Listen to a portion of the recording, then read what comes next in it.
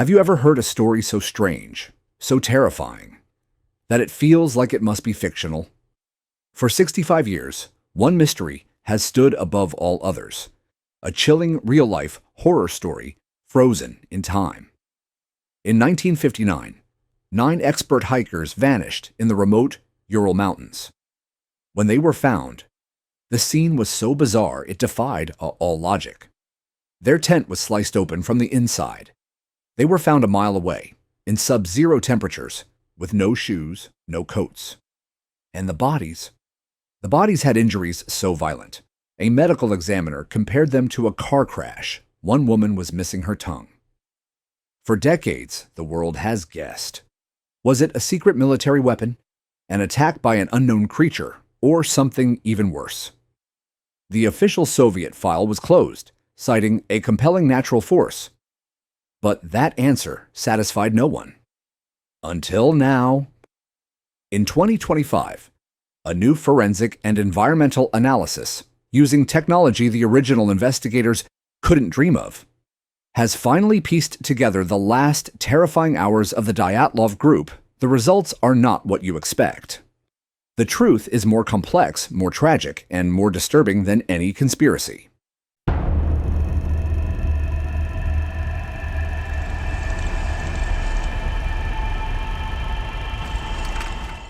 To understand what really happened on that frozen slope, you first have to understand who they were. They were not amateurs. They were not thrill seekers. They were the best of the best. The group was led by 23-year-old Igor Dyatlov. He was a brilliant radio engineering student and an expert, meticulous outdoorsman.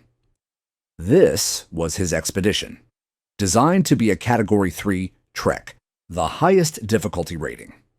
He was leading 9 other highly experienced hikers, mostly students and graduates from the Ural Polytechnical Institute. There was Zina Kolmogorova, a 22-year-old with a reputation for her toughness and high spirits. Rustam Slobodin, a strong and reliable engineering graduate, Lyudmila Dubinina, a 20-year-old who was known as the fiery, brave soul of the group. Semyon Zolotaryov, the oldest at 38, was a mysterious and physically imposing PE instructor who had joined the group at the last minute. Alongside them were Yuri Doroshenko, Yuri Krivonashenko, Alexander Kolovatov, and Nikolai Thibault Brignoles.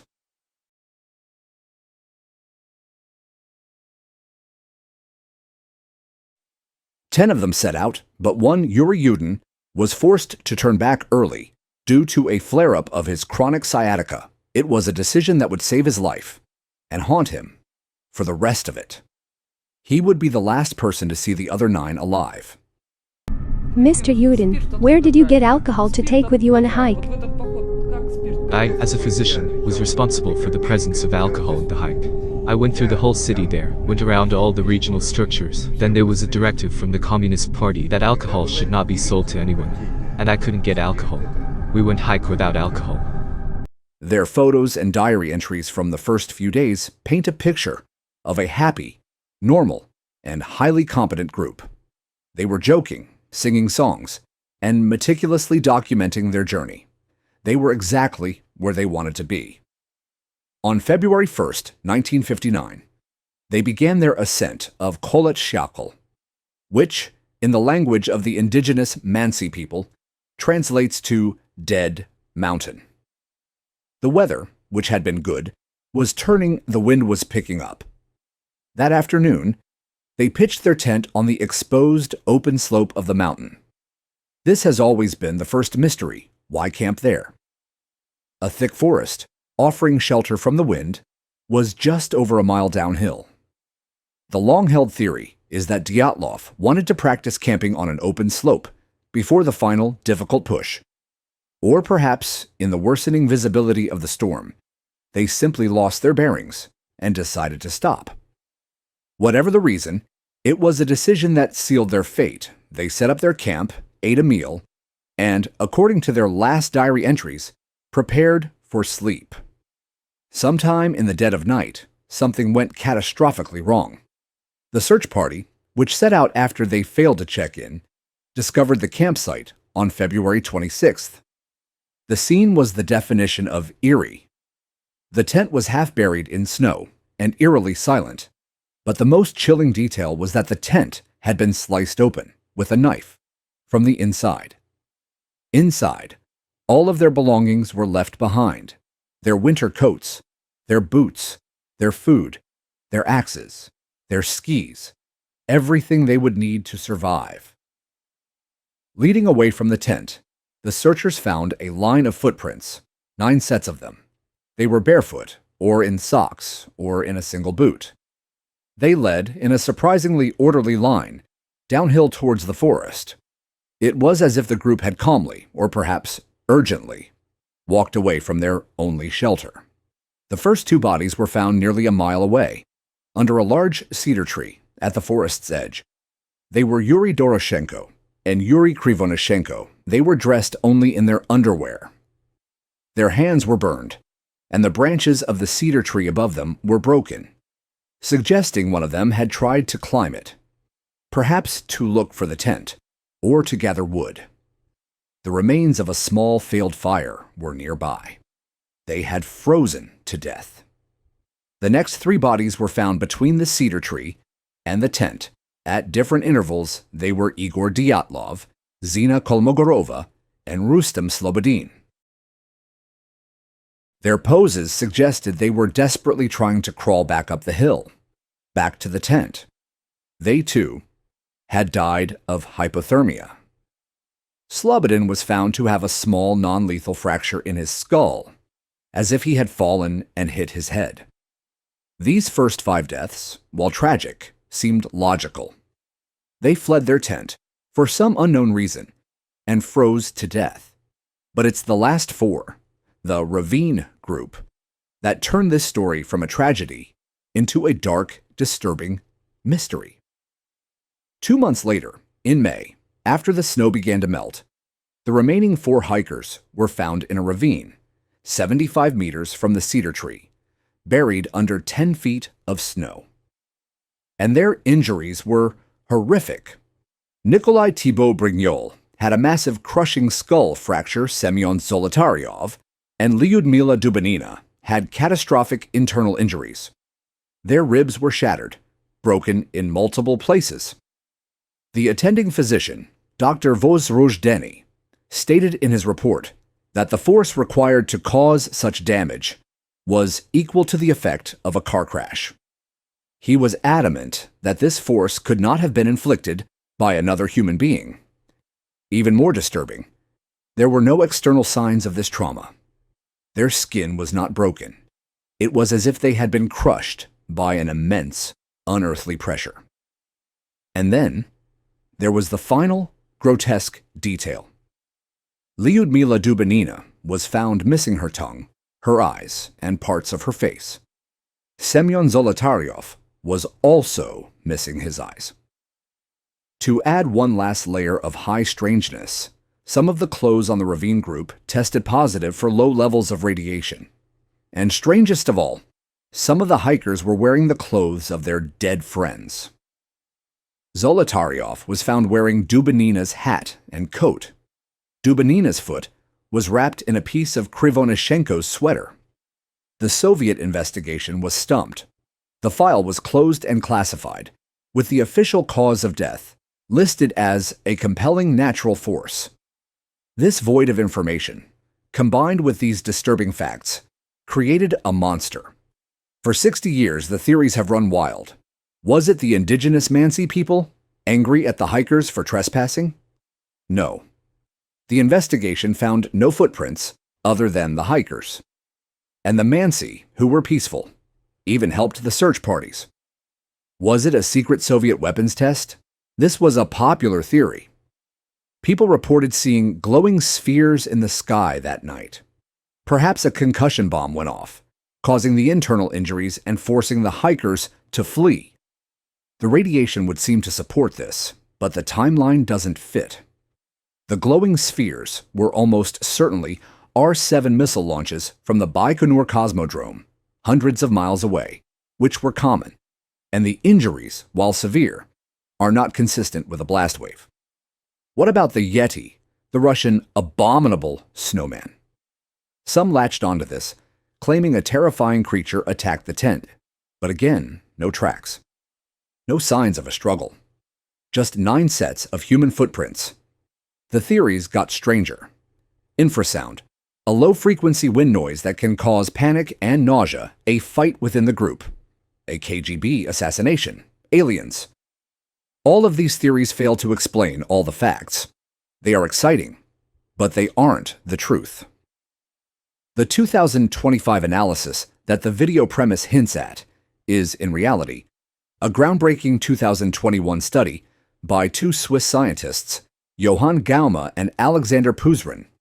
They didn't use aliens or secret weapons. They used advanced computer models from the movie Frozen to animate snow and data from General Motors car crash simulations, and they solved it. The new discovery is not a monster. It is something far more common and far more insidious. A rare, delayed slab avalanche. Now we talk about what the new analysis shows. The hikers, in the dark and the wind, cut into the side of the slope to build a flat platform for their tent. This is a standard winter camping procedure. But on this night, it was a fatal error.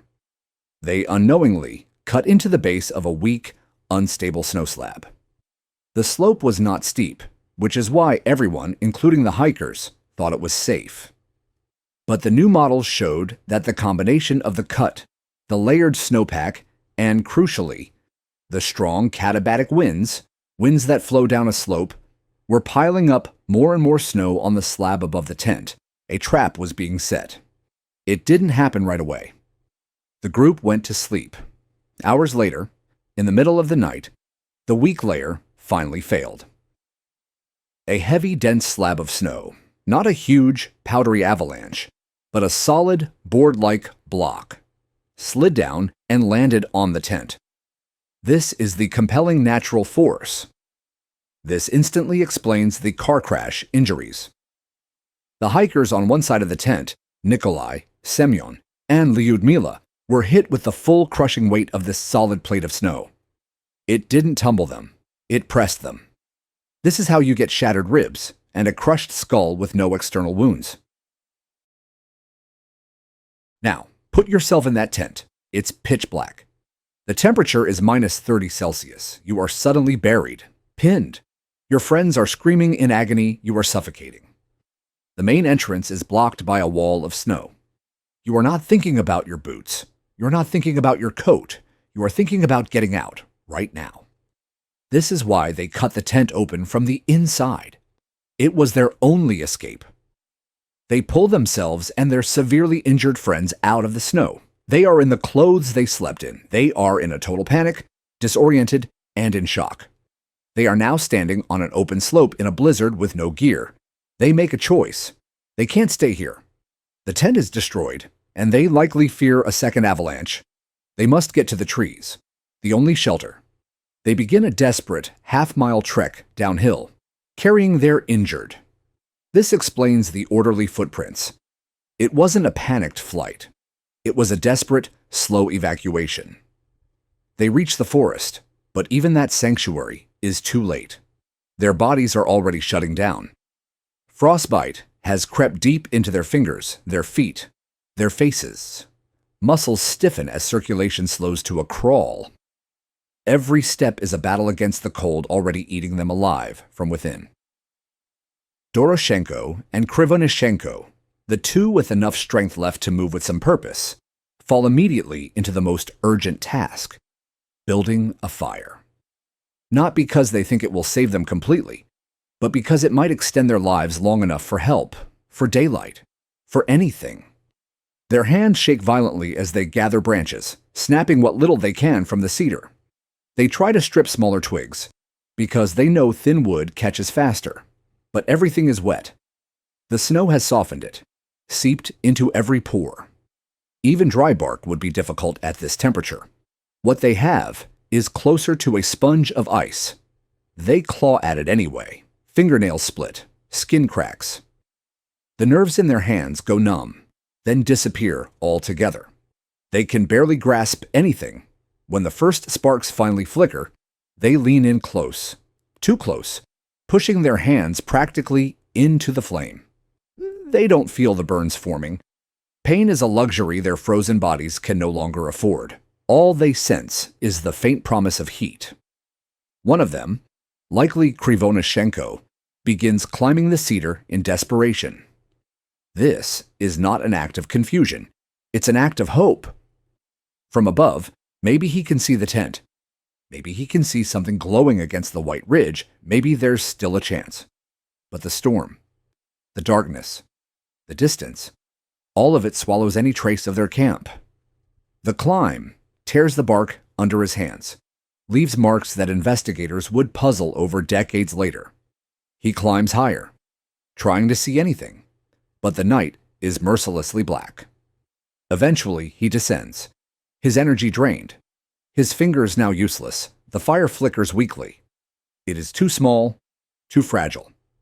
The wet wood won't sustain it. They have minutes at most before the last embers die, and then, one by one, so do they.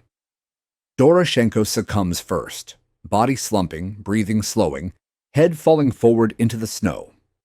Krivonashenko lasts a little longer, maybe only a few minutes, maybe less. Alone beside a dying fire in the vast Siberian wilderness, he slips quietly into the same frozen stillness. Their bodies would later tell a story that looked impossible. But the real story was heartbreakingly simple. They fought as hard as humans can fight, and nature still won. Deeper in the ravine, the other group tries something else, something more structured, more strategic. They dig. They use their hands, sticks, bits of ice, whatever they can find to carve out a small shelter in the snow. A snow den can save a life in extreme cold. It insulates, blocks the wind, traps body heat. They know this. They've trained for it. They're doing exactly what experts would do. But the problem is bigger than cold. It's trauma. Zolotaryov, Thibaut Brignoles, and Dubinina are catastrophically injured. These aren't cuts or bruises. These are crushing blows, like the force of a car crash delivered by tons of collapsing snow. Internal bleeding, broken ribs, shattered bones that make breathing nearly impossible. They lie together inside the improvised shelter, but even the warmth trapped in that little pocket can't save them from injuries no human could survive without surgery, without time, without equipment. They die there in pain, but not in panic. Just 3 people who held on for as long as their bodies allowed. The 4th member of the ravine group, Kolovatov, stays alive a bit longer. He has fewer injuries, but hypothermia is already pulling him toward the same fate. He stays by the others, maybe trying to help them, maybe hoping help will find them. But the cold doesn't forgive optimism. When his body finally stills, the 4 of them lie together, side by side, in a shelter built by determination, but doomed by the crushing weight of their circumstances. 2 months pass before rescuers find them. The ravine is no longer frozen solid. Spring melt has begun. The snow turns to slush, then rushing water, the shelter collapses. The bodies shift. Water flows over them day after day. And as the environment takes its toll, scavengers come. Not wolves or bears, smaller creatures. The kind that feed quickly and quietly. Foxes, shrews, birds. Soft tissues go first in nature's hierarchy. Eyes, lips, exposed areas of the mouth. Tissue submerged in water breaks down even faster. Lyudmila's missing tongue, so long framed as evidence of something horrific, was simply the first part of her body that nature reclaimed. There was nothing supernatural, nothing violent, nothing human in its removal. Only time, water, and the instinctive behavior of small animals. Back up on the slope, the last 3 survivors, Dyatlov, Kolmogorova, and Slobodin, have a choice to make, and none of the options are good. The fire has failed. Their friends at the cedar tree are either dead or nearly there. Staying guarantees their own deaths. Going down invites the same fate.